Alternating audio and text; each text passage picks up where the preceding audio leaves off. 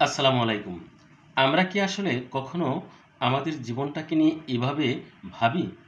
একবার এক শহরের এক ধনাঢ্য প্রতাপশালী কোটিপতির গাড়ি চালাতেন তার ড্রাইভার।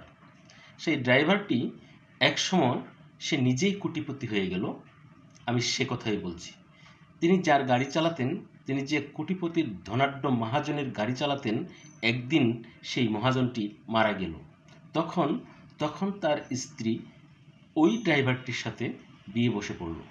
আর ড্রাইভারটি তখন বলল, আমি সারা জীবন যার জন্য পরিশ্রম করলাম, আমি সারা জীবন যার জন্য কষ্ট করলাম, আজকে দেখছি সমস্ত কষ্টই ওই ড্রাইভারের জন্য করেছিল তার মালিক।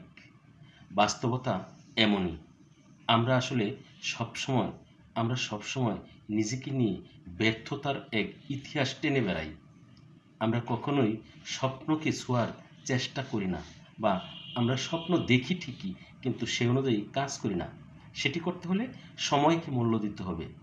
শুনুন, টাকা দিয়ে সব কিছু কেনা যায়, কিন্তু টাকা দিয়ে কখনো সময়কে কেনা যায় না।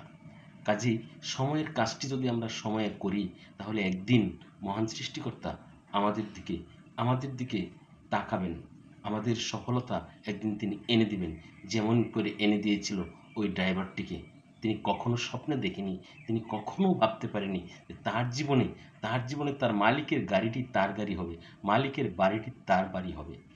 একটা জিনিস না, একসময় খুব অনুভব করতাম যে নিজে ভালো হলে জগৎ ভালো। এখন দেখি যে না, সম্পূর্ণ তার উল্টা। আপনি ভালো হবেন, আমি ভালো হব। এই ভালো না থাকার জন্য একদল মানুষ এই জগতে ছড়িয়ে ছিটিয়ে রয়েছে। যখনই আপনার ভালো দেখবে, যখনই আমার ভালো দেখবে, এই ভালোটা তারা সহ্য করতে না পেরে বিভিন্ন ধরনের সমালোচনা, বিভিন্ন ধরনের প্রতিবন্ধকতামূলক কার্যক্রমে তারা লিপ্ত থাকে আপনাকে আমাকে ভালো কাজটি থেকে ফেরানোর জন্য। তাহলে কোথায় গেল আমাদের সেই প্রবাদ প্রবচনটি, আমাদের সেই বাণীটি যে নিজে ভালো হলে জগৎ ভালো? আপনি চিন্তা করে দেখেন, যখনই আপনি ভালো হবেন, আপনি ভালো কাজ করবেন, আপনি ভালো কথা বলবেন, আপনি ভালো পথে চলবেন, তখনই কিন্তু একদল লোক আপনার পথের কাঁটা হয়ে, পথের প্রতিবন্ধকতা হয়ে দাঁড়িয়ে যাবে। সেজন্য আপনাকে বুঝে শুনে পথ চলতে হবে। আপনাকে বুঝে শুনে এগিয়ে যেতে হবে আগামীর পথে। আর সেটি করতে হলে আপনার নিজেকে মূল্যায়ন করতে হবে। নিজের কাজের প্রতি গুরুত্ব দিতে হবে। মানুষের কথা, অন্যের কথায় প্ররোচিত হয়ে কখনোই নিজের কাজকে অবমূল্যায়ন করা যাবে না, এবং নিজের সঠিক কাজটি থেকে কখনোই সরে আসা যাবে না। আমরা যদি নিজের চিন্তা চেতনা নিয়ে এভাবে এগিয়ে যেতে পারি, তাহলে কোনো প্রতিবন্ধকতা বা কারো কোনো সমালোচনা আমাদেরকে আটকিয়ে রাখতে পারবে না। ধন্যবাদ।